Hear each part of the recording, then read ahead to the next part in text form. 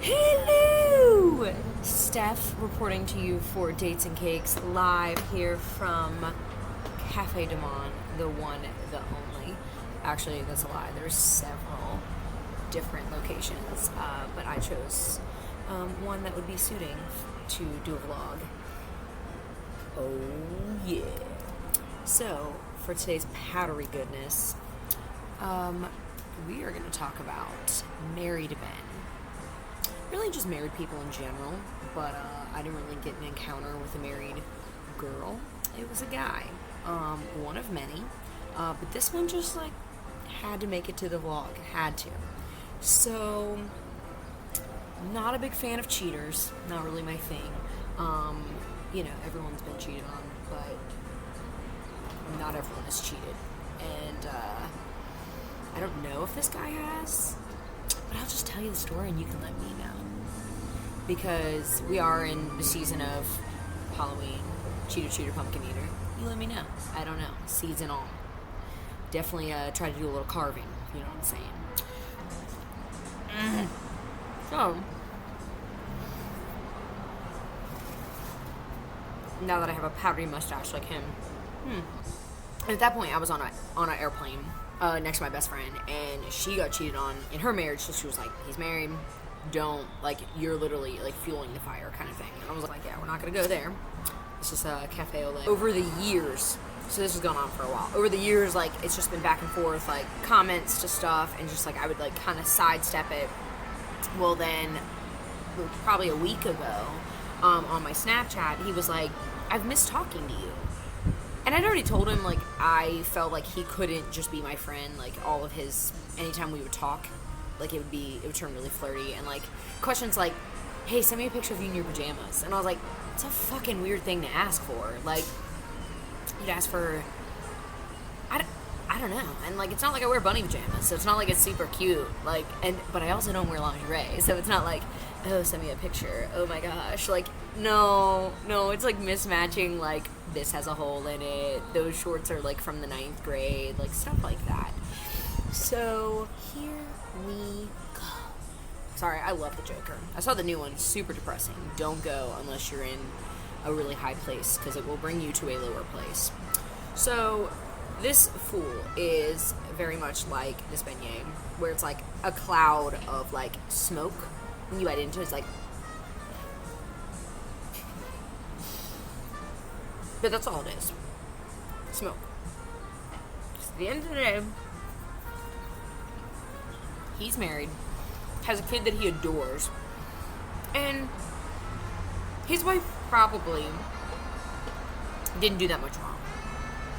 Everyone plays a part, and I even pointed that out to him. I was like, what about you? Like, are you a saint? And he was like, there's definitely stuff I need to work on. And I was like, yeah, like, maybe not asking girls for pictures of them in their pajamas. That's a starter. And then he was like, well, every time I bring it up, she never fixes it. Get down to business to defeat beignets. 3 of them, baby. 3 of them in an order, baby. It's going down. Basement Friday the 13th. I guess who's playing Jason. So, I know, on track. So, I, like, dig into it, because that's one thing that cheaters, like, the accomplice of a cheater, so, like, my position, the other woman, if I would have partook in such a role, did not, thank you, got more class. Also, I have, like, a strong sense of empathy, and I know what that would feel like if someone did that to me. I've had it happen. I wasn't married, but still. So, it tanks your self-esteem, especially if your self-esteem's not already, like, rock solid. See, I'm so strong, I almost knocked over the beignets. That would have been a sad day.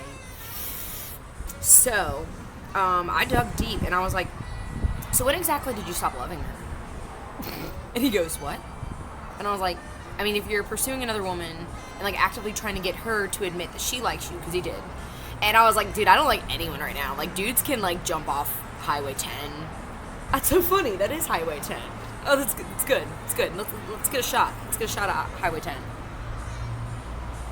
Yeah, you can't see it. It's fine. It's okay. You didn't miss anything. It's cars. It's cool. So answers the question. Finally answers the question. And is like, well, things kind of changed when we got married. And that is not the first time I've heard that. Like, I've heard that from so many different people, not just dudes, girls too. They're like, the piece of paper changes something. And I was like, does it? Like, it's a piece of paper. Like, you should be more devoted than you were pre-paper. Like, does it need to be in stone? Do you need to etch it? Do you need to, like, write it in blood? Like, I'm really confused.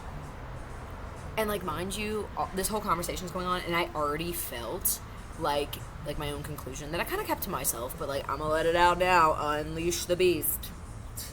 That marriage is, like, low-key a legalized form of slavery. Kind of feel that way. Not necessarily just to the woman, because roles have changed since the 20s, but one of them takes on the role of cooking. And oddly enough, that same person ends up being the one that's cleaning and taking care of the clothes and taking care of, like, literally the household manager. And it's not always the woman. I'm not saying that. But it's always one of the people. And, like, even if you're in, like, a gay marriage, like, one of the roles is doing that. And then the other one is just, like, works and comes home and is exhausted. And it's like, okay, but I work too. Now, typically it's the person that makes less money, but, like, so basically, are you paying the other person to do all the, I don't know, it just, that's what I've been feeling for a very long time. No, it hasn't been that long, but for a part of this year. And a lot has happened in this year. I told you, been to Spain, been to Charleston, been to Pensacola, like, all to reside there. Like, I've been to a lot of other places, like, yeah, Manhattan and Brooklyn and, like, Mobile, but, like, I haven't lived in any of those places, Atlanta, you know, whatever. So a lot's happened. So I'm already feeling this way, and this dude is just, like, reinforcing everything I feel. And so he says that they were together 2 years and then they got married. He was like, so basically at the 2-year mark. What? He said that, and I was like, this poor woman, like, because a lot of girls would take the, you know, the attention is just so, we all want this, it's this vicious cycle of we want what we can't have. So it's like this mystery, it's this, like, chasing, okay, like the pool, did you watch the pool video, the secret weapon? That was my second vlog, okay? And it was about this guy that, recap, it's about this guy that was talking to my best friend, had this thing with my best friend, like a fling, for a while. Came over to our house all the time, so he knew who I was. Never, like, showed any interest, but, like, claims that there was always a spark and a flame and a, you know, I blew it out, so it was fine.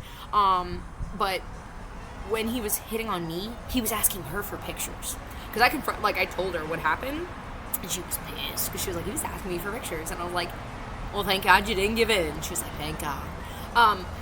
But anyway, so this dude, so, like, basically, girls will get all excited because this guy that's, like, unattainable, because he's married, you know, by law he's unattainable to you and your grubby paws. Keep your filthy paws off my silky drawers.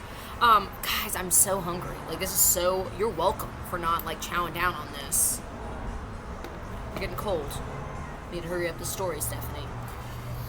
So, all these girls that would, like, jump on the opportunity to be like, oh my gosh, like, yes, like, he likes me and he wants to, like, because he kept saying shit like, and he was, I mean, he's good, because it wasn't textbook stuff that was like, you're so beautiful and I just want to be with you and you completely, nothing like that. It was like, I always smile when I talk to you, and, like, I just feel like we would have a really good time if we were ever, like, we ever hung out together. No, we're not gonna hang out together, because I know exactly what game you're gonna play, and that's not, and who would you introduce me to as your wife, like, to your wife as? Like, oh yeah, like, honey, no big deal, I'm gonna go hiking with this girl that kind of was one of my employees that I like, but I'm married with you. Cool, huh? And I'm trying to get her to like me, so wish me luck. Bada bing. I don't know why I keep doing the hands. I'm really sorry. She shot me, bang, bang. So, a lot of girls would take that and be like, oh my gosh, like, I'm different, like, I am worth all this stuff. Like, you cannot put your worth in that, because guess what?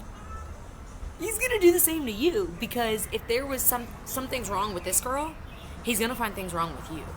And I'm not saying this girl, I don't know this girl from Adam, but I'm not believing him in the fact that he says, like, oh, she makes me miserable, and I haven't loved her for a long time, and all this stuff. Like, it's not all her, sweet cheeks. It's probably you. a large part of it, like probably 60%. Because also, like, you've given up on her. Like, you've given her feedback of things you want her to change or alter or work on.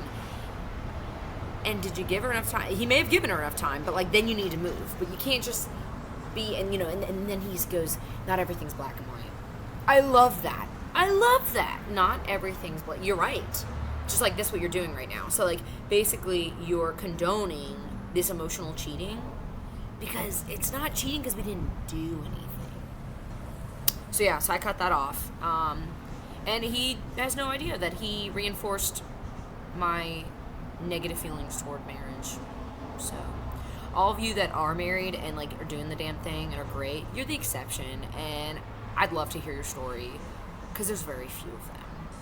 Because all the people I know that are married, okay, not all. That's a vast overstatement. 60, I was about to give you a fun number, but we'll go with like 73% of them are miserably married. They're tolerably married. How about that? Like sleeping in different rooms, like going to bed angry. How is that marriage? Like staying together for the kids, that kind of thing. Like, I don't know, man. Like, he's right. It's not all black and white, but, like, there's got to be, like, a higher quality of life than that. So I'm just going to be over here, single, not sharing my beignets with a damsel. And I guess this is his. And when people, women too, when they're telling you sweet things about they're with someone else, but, like, they're telling you sweet things about you and, like, trying to, like, coax you into some affair with them. Remember, it's just the powdered sugar on top.